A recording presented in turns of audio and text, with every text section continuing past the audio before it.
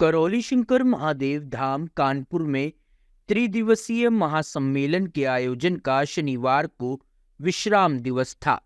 इन 3 दिवसीय कार्यक्रम में देश विदेश से आए हजारों भक्तों ने मंत्र व तंत्र की दीक्षा ली। महीनों के इंतजार के बाद जब भक्तों को मंत्र और तंत्र की दीक्षा मिलती है तो उनकी खुशी का ठिकाना नहीं होता है। इनको ऐसा लगता है जैसे जीवन का संपूर्ण सुख उनको प्राप्त हो गया हो। इस माह की पूर्णिमा 25 जनवरी से महासम्मेलन की शुरुआत हुई। 25 जनवरी से 27 जनवरी तक चलने वाले इस कार्यक्रम में भक्तों ने वैदिक अनुष्ठान में भाग लिया। गुरुजी करौली शंकर महादेव जी के द्वारा उनको ध्यान साधना अनुष्ठान कराए गए। प्रत्येक 3 माह बाद महासम्मेलन आयोजन देश के स्थित करौली शंकर महादेव के आश्रमों में किया जाता है। इस बार इसका आयोजन कानपुर के आश्रम में किया गया। महासम्मेलन में आने के लिए भक्त अपना रजिस्ट्रेशन 4-5 महीने पहले ही करवा लेते हैं। इस महासम्मेलन में सभी सुविधा निःशुल्क रहती है। भक्तों के सोने की व्यवस्था, भोजन प्रसाद, चाय आदि की व्यवस्था निरंतर चलती रहती है। पूरे आश्रम में जगह जगह भक्तों के समूह बने रहते हैं और आपस में अपने सुखों और दुखों की चर्चा करते रहते हैं कि करौली शंकर महादेव धाम आने से पहले उनका जीवन क्या था और यहाँ आने के बाद उनका जीवन कैसा है। क्योंकि ज्यादातर भक्तों का यही कहना होता है कि करौली शंकर महादेव धाम वो तब आए जब जीवन के सभी दरवाजे बंद हो गए थे, लेकिन महादेव ने ऐसे संभाल लिया कि अब वो यही बस जाना चाहते हैं। धाम में आने के बाद भक्तों को यहाँ से जाने की इच्छा ही नहीं होती है। रोगग्रस्त लोग यहाँ आते हैं और अनुष्ठान में भाग लेते हैं। जैसे ही उनकी प्रक्रिया पूरी होती है वैसे ही वे जीवन और शरीर से जुड़े कष्टों से मुक्ति पा लेते हैं। इन सब अनुभवों को देखने के बाद वह सिर्फ करौली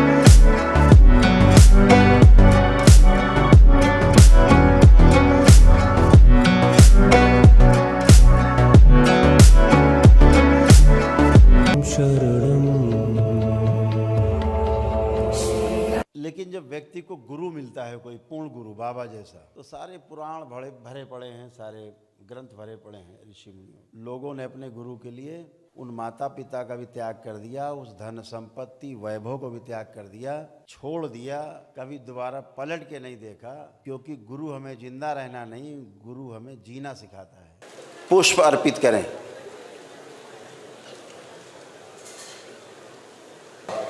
इसे धूपित करेंगे ओम नमः शिवाय बोलते हुए।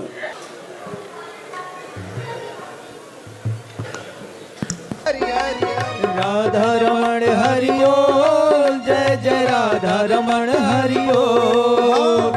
राधा रमण हरि ओम, जय जय राधा रमण हरि ओम। हरि हरि हरि राधा रमण हरि ओम, जय जय राधा रमण हरि ओम। राधा रमण हरि ओम, जय जय राधा रमण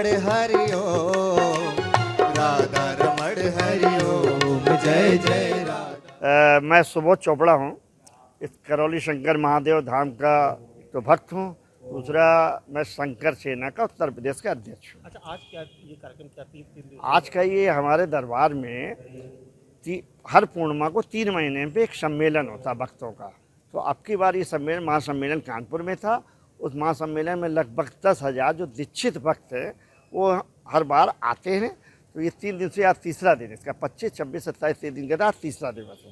तो इसमें से जो 3 दिवसीय सम्मेलन 2200 नए सदस्यों ने दीक्षा और तंत्र दीक्षा और मंत्र दीक्षा ली है। एक प्रोसेस है हमारे यहाँ का कि जो यहाँ के जो दरबार से जुड़े हुए भक्त हैं तो वो हमारे पूरे जो संस्कारिक व्यवस्था है, जो धार्मिक व्यवस्था, उसमें परिपक्व हों। इसके लिए परीक्षा होती है बाकायदा। उसमें रिजल्ट में 2200 लोग पास हुए।